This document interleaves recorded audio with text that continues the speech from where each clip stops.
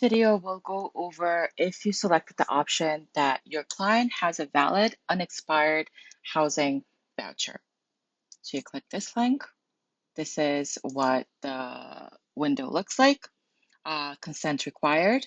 Before continuing with the domestic violence rapid housing referral, please ensure your client has reviewed and signed the domestic violence rapid housing referral form and prioritization consent form, indicating that they understand and accept the terms and conditions outlined in it.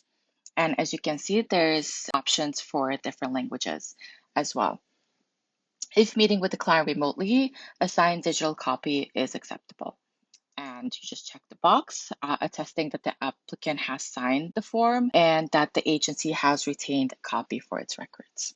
This part asks for a CAP survey number, and there is a visual image that shows you where these are located. So as you see, the survey number is here in your CAPS account in submitted survey section. And this is the number that you put here. And the Rapid Housing Referral Form number, which you receive after you've completed the second part of the application, is right here. And that's what you put here.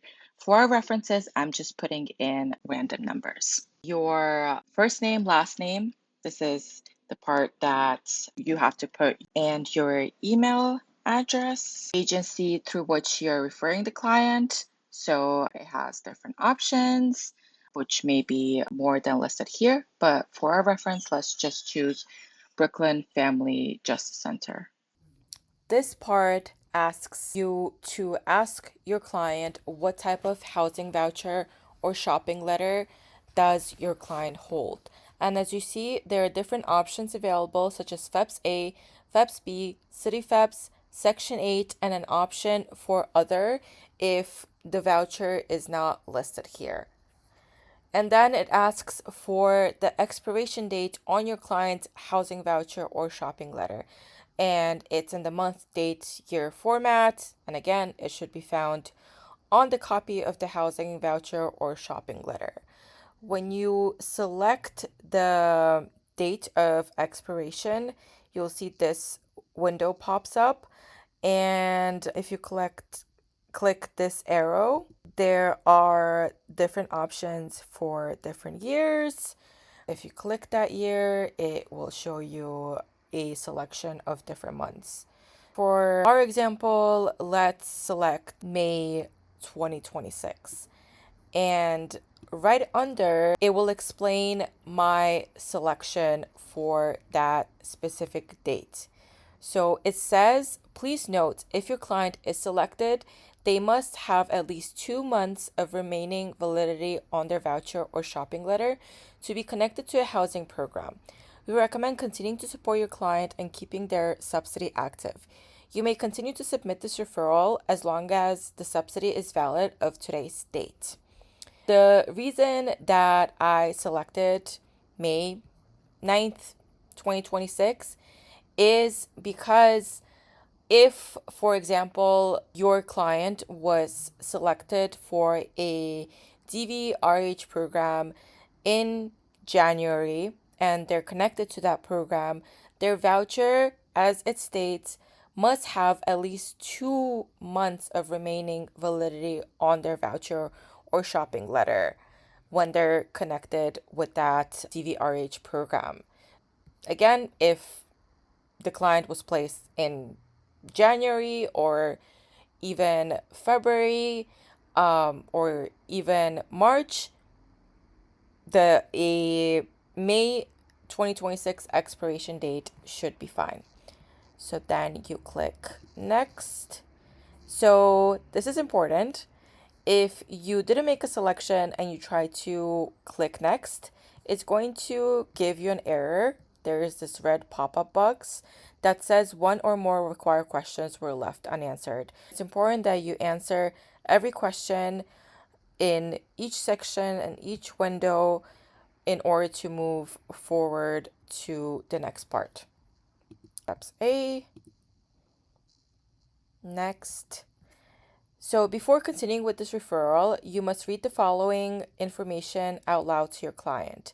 You will see a few statements per page or the next 3 pages.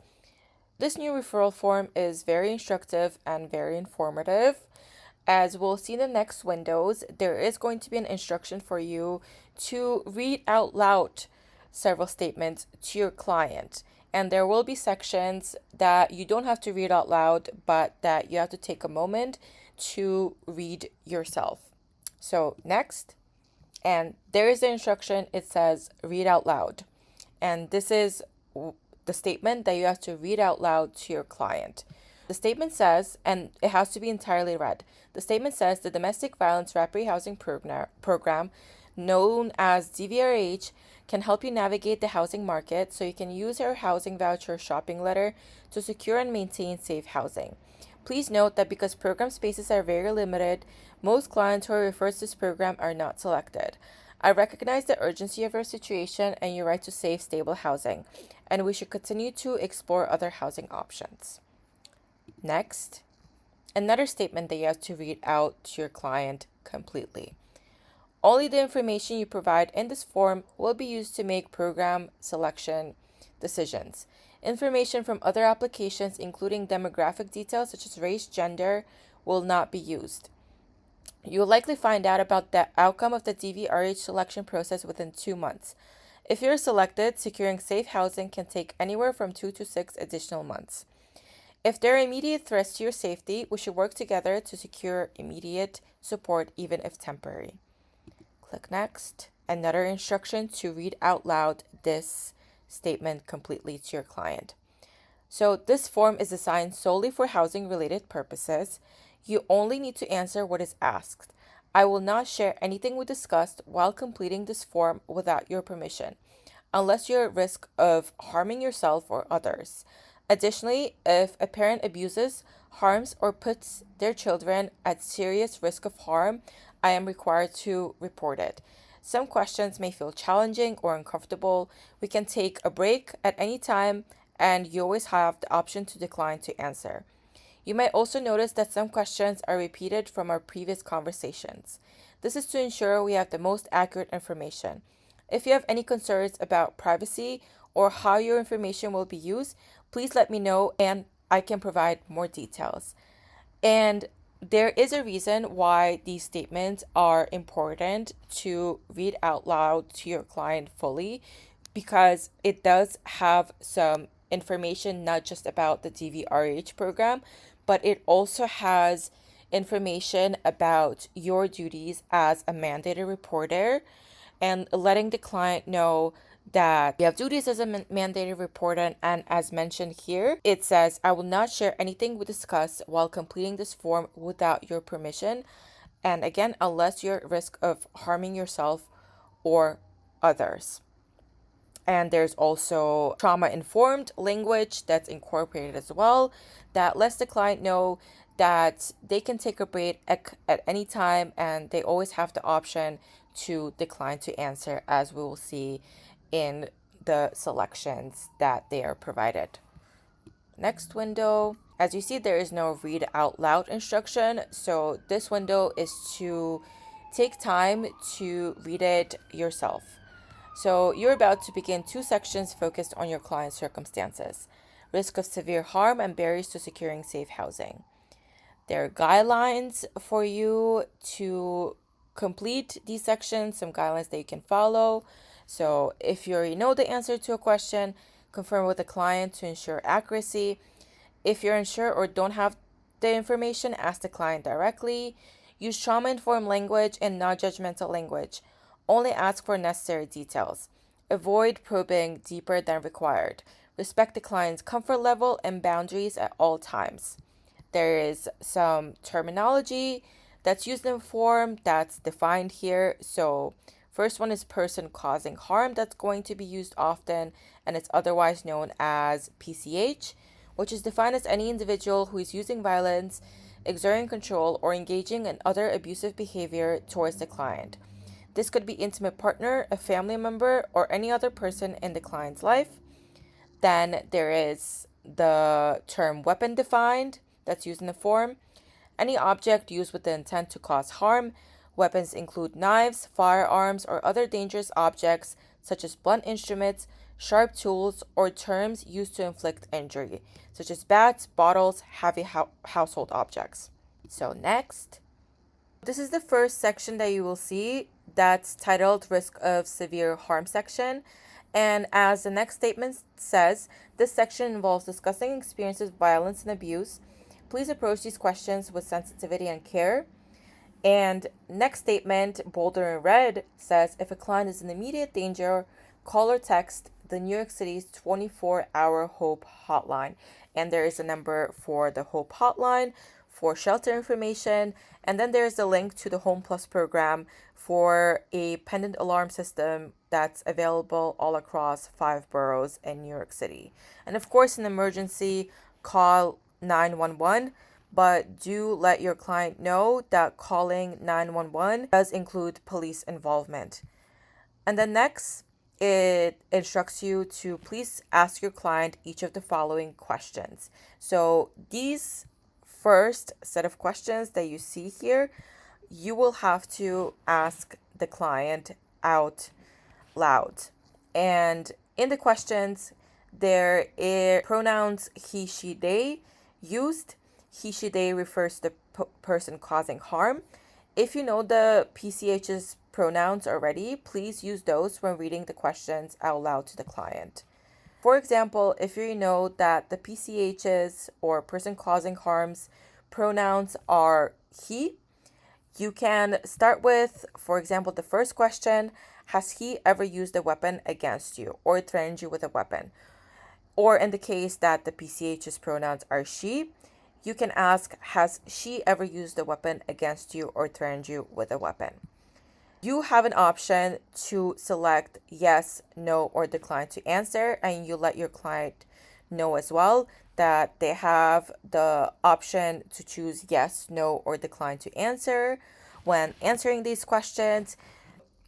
That was the first question. Has he, she, they ever used a weapon against you or threatened you with a weapon?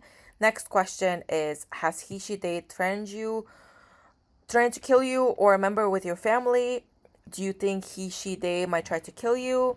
Has he, she, they ever tried to choke you? And again, each of these questions have an option to answer yes, no, or decline to answer.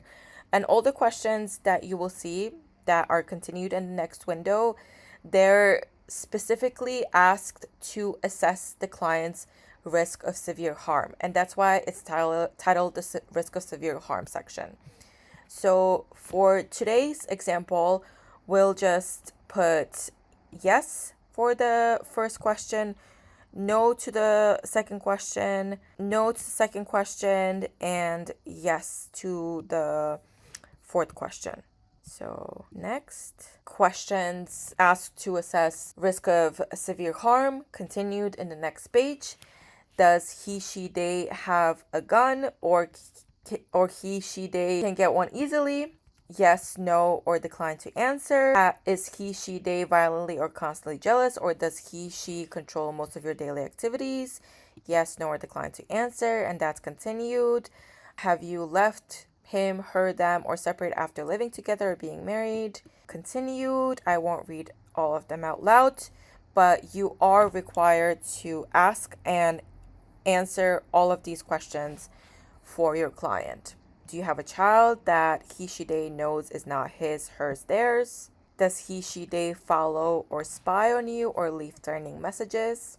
It's also important to note that you can go back to the previous window to change the answer to one of the questions. If your client wants to change their answer to one of the questions or two or more of the questions, then you do have an option to go back. So you can select back and it takes you back to the previous window. However, it's also important to note you only have this option when you have not yet submitted the form. If you already submitted the form, there is no way to go back and change your answers on the DVRH referral form. Once it's submitted, there is no way to go back and change your answers. But if it hasn't been submitted yet, you can click back and change your answer. Next, And as you see, the next part is not multiple choice. It states, please select all that apply to your client. So you have to read all these 5 statements out loud to your client and select what the client shares applies to them. So their options include, and it could be multiple, it doesn't have to be one. It's anything that applies. PCH has threatened to report the client to the authorities. PCH has violated an order of protection. Clients avoid seeking help from authorities or service providers because of fear of discrimination or retaliation. Client is facing or fears facing rejection or isolation from their support network. So select all that applies. Next part asks you to please provide the estimated month of the client's last domestic violence incidents to the best of their knowledge.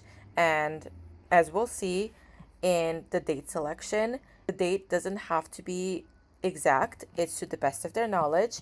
And domestic violence includes physical harm, stalking, verbal abuse, and other forms of abuse. And you have to let your client know as well. You select here to select the dates, and again there is an option for you to select different years, 2022, and if you select the year there's option for months, but there won't be the option of selecting the exact date. So for today, let's select June 2024.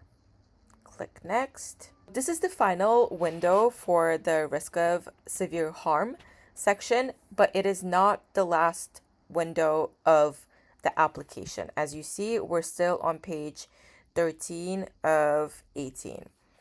So it has an instruction to next thank the client and ask for a moment. And there's an example sentence that you can say to the client. So, for example, thank you so much for sharing that information with me. Please give me a moment to pull all this together, and then we'll move on to the next section. And then it says to use this time to read the summary of your client's circumstances and use the information to answer the 2 additional questions below, including your assessment of the client's risk of severe harm. And in this light blue window, as we see, this shows the summary of the selections that you have made and that you can use for the next 2 questions that we will see. As you see, it has the date of last DV incident that you input and the selections that you've made. And then the next window states, have any circumstances that increase your client's risk of severe harm been left out or not yet included elsewhere in this form? If you believe the questions asked in the section, that's something that you believe is important to the client situation, you can select yes here, but there are further warnings. There is the text box that pops up here that says, please describe the additional circumstances that increase your client's risk of severe harm and were not included in the form so far. And you have maximum 200 characters. But it is important, really, really important to note, do not include any personally identifying information, such as name, address, or date of birth, or any details that could reveal your client's identity. Avoid including sensitive, legal, or medical information that could compromise your client's privacy or safety. You can use this text box to write out any information that you believe was left out in the questions asked in this section that you believe relates to clients' domestic violence incident and to their risk of severe harm in relation to domestic violence. However, please don't include their name. That includes their first name or last name. Don't include their address, date of birth, and also important to not include any of their legal or medical information that could compromise their privacy or safety and that could reveal their identity. So for today, I will select no. And this part is for you. And that's why the beginning of this window instructed to let the client know that you will be taking a moment to read over the summary of the application and thanking them for sharing information with you. It says, using your judgment, please choose the statement that best describes the client's circumstances. This is for you to answer. The selection team trusts the advocate's assessment of the client's risk of harm and domestic violence situation, and knowing what the client shared with you and knowing the answers that they have given in this section, you have to make a selection out of these 5 selections that you see. It starts with history of domestic violence, but no known risk of severe harm. And it also gives you an example of what that means. For example, the client has a history of domestic violence or trauma, but is not currently at known risk of severe harm from domestic violence. Then there's low risk of severe harm, moderate risk of severe harm, escalation possible, high risk of severe harm, escalating danger, and then the highest selection is extreme risk of severe harm, urgent intervention needed. And again, it gives you an example for each selection. So make a selection after making an assessment of your client's situation and the answers that they have given, and choose the one that best describes it. So for today, we'll select extreme risk of severe harm, urgent intervention needed. And it says, for example, the client requires urgent intervention to prevent severe harm or death from domestic violence. Click next. And then we move on to the second section, which is barriers to securing safe housing section. As it describes, this section explores challenges your client may face in securing and maintaining safe housing. These questions may touch on sensitive topics, including financial instability, past evictions, or discrimination. If your client is experiencing urgent housing needs, make sure to also assist the client in identifying immediate support options, and that's bolded in red for importance. Similarly to the other section, PCH stands for the person causing harm, but it's important to note that the following questions ask about your client's household income.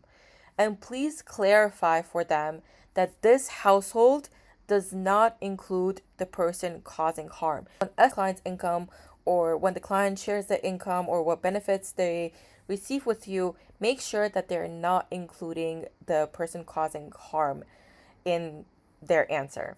Does your client receive any of the following cash-based public assistance benefits? Select all that apply. So these are some options. You have no one in the household receives any cash-based public assistance. Then there is cash assistance or TANF, SSI, and then there's option for other. For today, we'll choose TANF or cash assistance. Next, it asks, what is your client's total monthly household income before taxes? Please include income from employment and any cash-based public assistance. Do not include in-kind benefits such as SNAP or WIC. Please enter the total dollar amount. For today's example, we'll just use 1,000. And then it says next, you'll read a list of statements out loud to your client and ask your client which one best describes their financial situation. And there is a script that is provided that you can use to let the client know. So I'll read it out loud, but it's for you to read out loud to the client. Next, I'm going to ask you about your financial situation, including your ability to pay rent, if you covered your essential non-housing needs. By essential non-housing needs, I mean things you need for your day-to-day life that aren't related to housing, things like food, medicine, hygiene products, transportation, childcare, and phone bills. If you're ready, I'll read the 5 statements. Please tell me which one best describes your current situation. And then these are the 5 statements that you need to read out loud to the client and ask the client which statement best describes their financial situation. For example, there is, if I first covered my essential non-housing needs, I could still pay rent. Next, if I first covered my essential non-housing needs, I could pay rent, but it would cause serious financial stress. If I first covered my essential non-housing needs, I could pay only a part of the rent. If I first covered my essential non-housing needs, I couldn't pay any rent. I'm not able to cover my essential non-housing needs even if I don't spend anything on housing. And that's the selection we'll make for today. But do choose the one that the client chose to best describe them. Please choose your client's household composition. So, family with children. For today's example, there's an adult over 18 and there's a child under 18 in the household. Please select all that applies to your client, and you're given different statements that you need to read out loud to your client, and all of them must be read out loud. And the ones that the client believes applies to them need to be selected. So, for example, client has less than high school education, client support network and is inaccessible, unwilling or unable to assist client. Client is subjected to unpaid, underpaid, or forced labor. Client is unable to work or maintain employment, for example, due to pregnancy, caregiving duties, disabilities, physical or mental health conditions, or other circumstances. And these questions slash statements again are related to the assessment of barriers to secure housing. Once you select all that applies, click next. Similarly, please select all that apply to your client. Again, relates to the assessment of barriers to securing safe housing for the client. The client's household requires a specific type of housing. For example, accessibility features that is difficult to obtain in the housing market. Client has an open child protective services. In New York City, it's known as ACS, or adult protective services case that is impacting their ability to secure housing. Select what applies. Click next. Further, please select all that apply to your client. Client has a history of evictions. Client has a history of arrest or incarceration that affect their current housing or resources. Client is not proficient in English. Another section, client has faced discrimination related to their housing or voucher shopping. Client is facing trouble getting into shelter because of their personal or family circumstances. Client has faced discrimination when seeking housing based on factors such as, but not limited to, race, sexual orientation, religious affiliation, or national origin. And this is where the importance of the new form comes. It really tries to include equity into the assessment of the client's situation.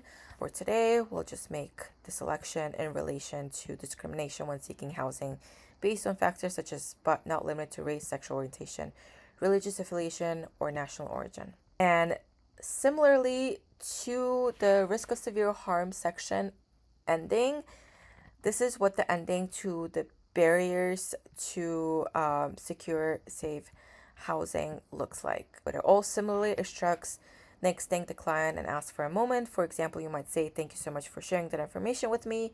Please give me a moment to pull all this together and submit your referral.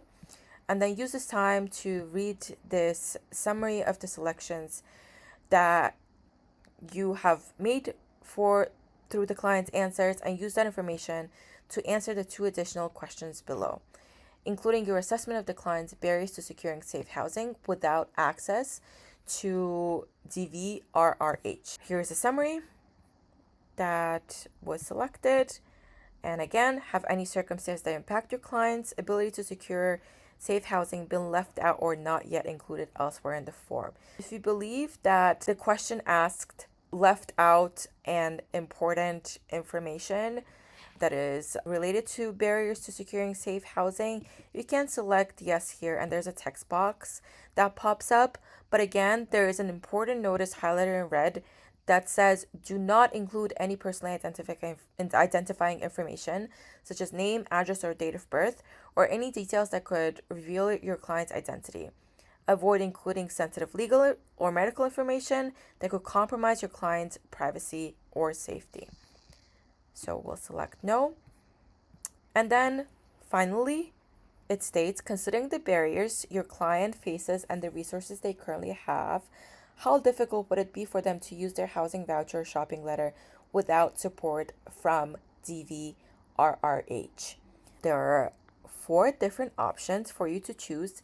And again, important to emphasize that this is for you to choose. This is not something that you read out to the client, as it states earlier in the section. In this section, you have to look over the summary and assess clients' answers and their barriers to secure safe housing in relation to domestic violence in order to choose what best applies to them out of these four selections. And again, the selection team trusts the advocate's assessment. It starts with somewhat difficult without support from DVRH. It gives an example of what that means. So, for example, the client is able to secure safe housing with some inconvenience provided they persist in the search. Next part, moderately difficult without support from DVRH. It has an example of what that exactly means here. And then very difficult without support from DVRH. And then finally, extremely difficult without support from DVRH, and has an example, as all other three do as well. This one says, for example, the client faces such substantial barriers that it's virtually impossible for them to secure housing independently. So this is the selection that we'll choose for our purposes. So submit DVRH referral, and this is the final window that you will see, and it states the DVRH referral form was submitted successfully, and it says please ask your client if they have an email address so they can receive a confirmation. Let them know that that email will also include opportunity to complete a brief feedback for $10 as a digital thank you, and there is a link that you can click and provide their preferred email address. And if they're a Spanish speaker or they prefer to receive the email in Spanish, there's also that option here as well, as you see. And there's also description of here's what to expect from this referral. So you will receive a confirmation email shortly. You and your client will be notified of their selection status within 2 months. If you haven't heard back in 2 months, please reach out to the coordinated entry team. And there is the email here. It's coordinated entry at ngbv.nyc.gov. And 3, if your client's circumstances change, you may submit a DVRH referral update, and there is a link to that here.